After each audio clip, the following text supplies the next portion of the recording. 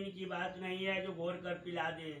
आपको इसके लिए लोग कहता है कि जैसे जे हमरा कोनो समय बीत गया जे हम भगवान के नाम ली, समय आई तब करब नहीं।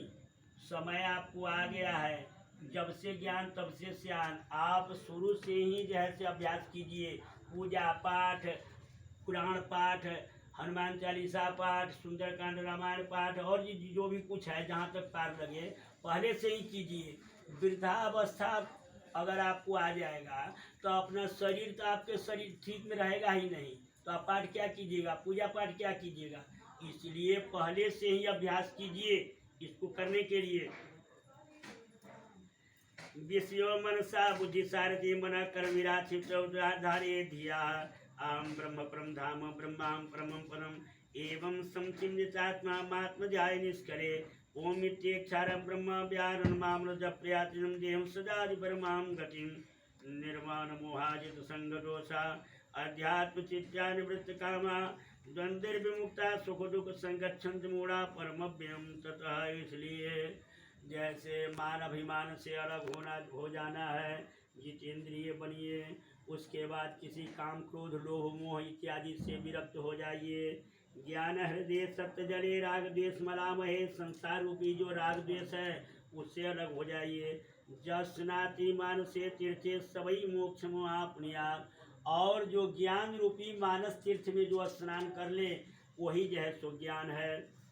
प्रौढ़ वैराग्यमास्थाय भजते माम अनन्य भाव, भगवान कहते हैं कि इस प्रकार से अनन्य भाव से जो हमारा भजन करे, पूर्ण दृष्टि प्रसन्नात्मा सवै मोक्षमाप्नुयात् त्यक्त्वा गृहं सचत्कृते निवसेन मरणोत्सुकः मृते मुक्त क्षेत्र सवै मोक्षमाप्नुयात्।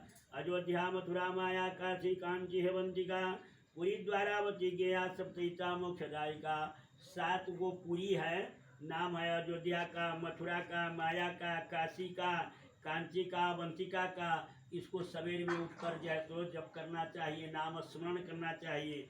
इति ते कथितम तार्च मोक्ष धर्मम सनातनम। कहते हैं हे गरुड़ जी, आपको हम मोक्ष धर्म के बारे में, ज्ञान के बारे में, तत्व के बारे में आपको हम समझाए। ज्ञान वैराग्य सहित श्रुता मोक्षमाप्नुयात् मोक्षम गच्छन्ति तत्त्वज्ञा धार्मिका स्वर्गतिम गणाः। इस प्रकार जो है से मोक्ष ज्ञानी लोग करते हैं और धार्मिक लोग जो है तो स्वर्ग को प्रस्थान करते हैं।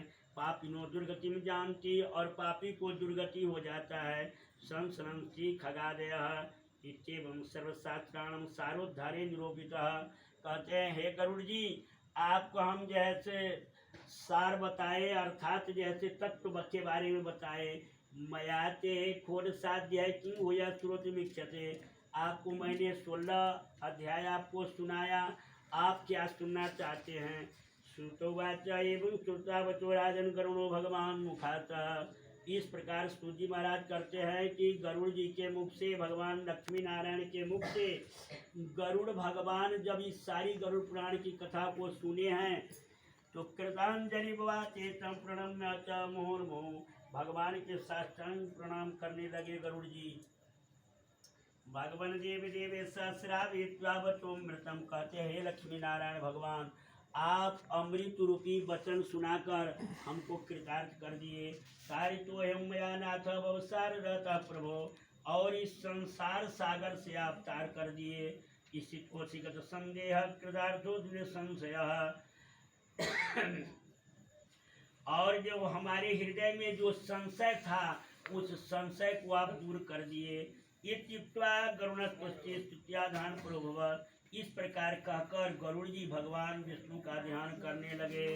स्मरणा दुर्गति हरता पूजे ज्ञान सद्गतिर्दाता जपरया निज भक्त्या मुक्ति समाम मणिम पातु।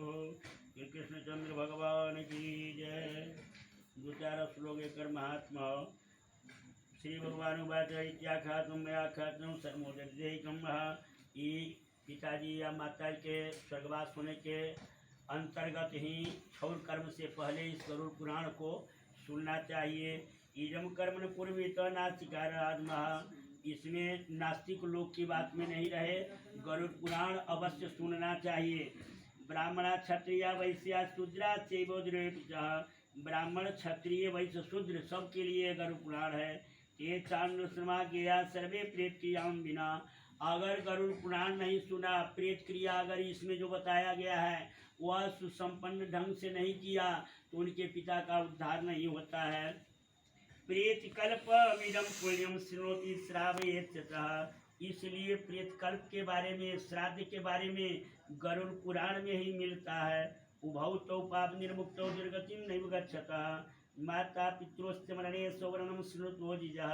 इस प्रकार से जो माता पिता के मरण के समय जो गरुड़ पुराण का श्रवण करते हैं, पितरो मुक्ति मापन्नो सुतः संततिमान भवे।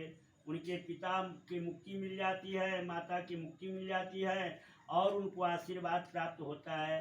न श्रुतम गारुणम जेना, जो गरुड़ पुराण नहीं सुनते हैं, गया श्राद्धम तो जो कृतम, और जो गया में जो श्राद्ध जाकर नहीं करता है, वृकोत्सर्गम कृतो चैवन मासिका वार्षिके स कथम कथते पुत्र कथम मुच्येत त्रयण्या।